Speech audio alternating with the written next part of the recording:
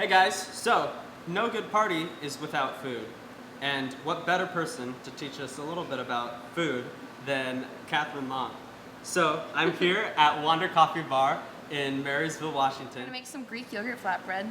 I really like using Greek yogurt as kind of like the wet addition in a flatbread because it adds like a nice tang and it adds like a whole nother dimension of flavor. So it's kind of a fun thing. Without any further ado, take it away, Kat. We're gonna start with 2 cups of flour. We got 2 teaspoons of baking powder, a half a teaspoon of baking soda, a teaspoon of salt. We're gonna mix that together. Get all the dries in. Once that's all kind of nice and incorporated, you're gonna try to make a well with all the flour in the bowl. So there's like a little. So we're gonna put our yogurt right in the center in our little well that we made. Okay. We're also gonna put in 2 tablespoons of olive oil, and it's 1 cup of Greek yogurt. I forgot to mention that. And again, you're gonna take your hand and you're gonna slowly go around, just gently fold it in, and it's gonna become like a nice little tacky little ball of dough. So I'm just adding a little bit more flour because it's a little too sticky to handle. This is a very loose recipe, so if it's too wet, add more flour. If it's too dry, just add a little more yogurt. I think it's important to learn how to cook with your senses rather than just relying on a specific recipe, you know, because you can see it on paper, but I think it's more important to like really see what you're doing. Like, does it look good? Does it taste good? Does it feel good? And just making those adjustments as you see fit and now you see you want to add to it. And that's kind of how you make things your own. So we're going to seal the bottom to get rid of all those little edges. Put it down with the flat side up, and you're going to take it and you're just going to roll it. And as you roll, you're going to use your hands to tuck the sides of the ball down underneath itself. And that's going to pinch, and it's going to shape our little ball of dough. We're going to put it back in our mixing bowl, and we're going to set that aside for when we're ready to roll out. We're going to chop some garlic and stuff, and some parsley, because we're making cheesy garlic bread. It's important in any kind of cooking, before you turn any kind of stove on, you want everything that you're going to be using to be already cut and set up and ready to go. First thing first is garlic. We're going to smash a little bit of garlic to put on our garlic bread. So you just pinch the base, slice right out. And roll with spices or just kind of most ingredients. If you want to get the most flavor out of it, you gotta squash it. So cutting helps you to like get into smaller sizes to get everything to cook the way you want to do. But if you squash it, it's gonna bring out all the right juices and you get a lot more flavor out of it. So take it, same thing, just give it a really nice good tap.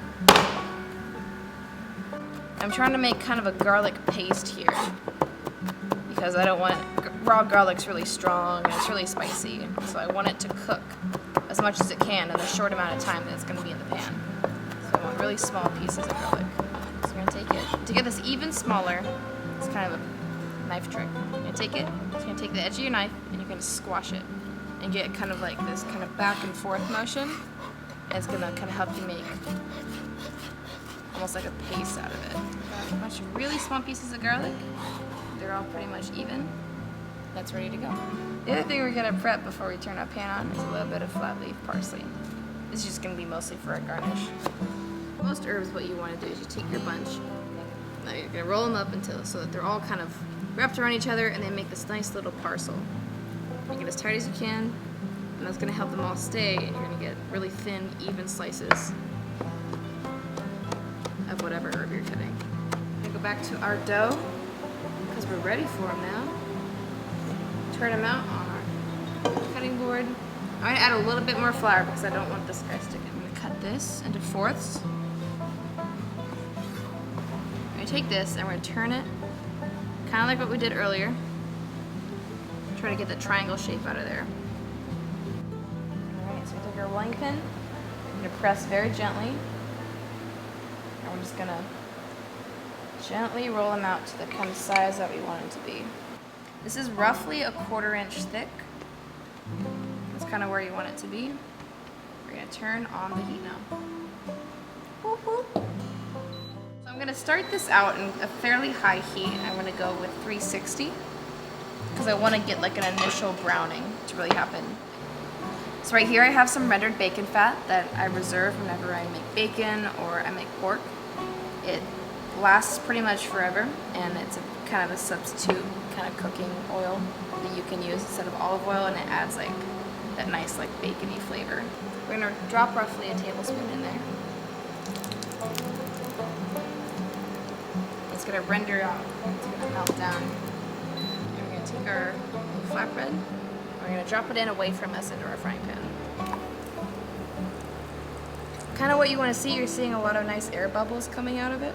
And you can see it's kind of starting to brown on the edges. There's kind of a brown crust. You can see it kind of coming around on the edges. That's how you know it's ready. Take tongs, ready?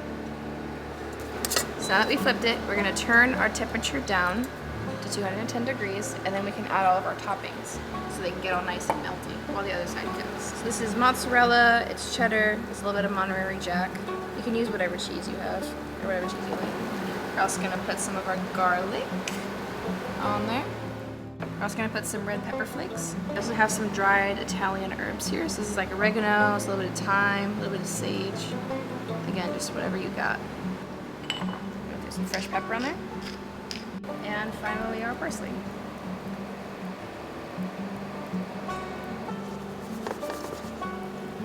Oh yeah, that smells good.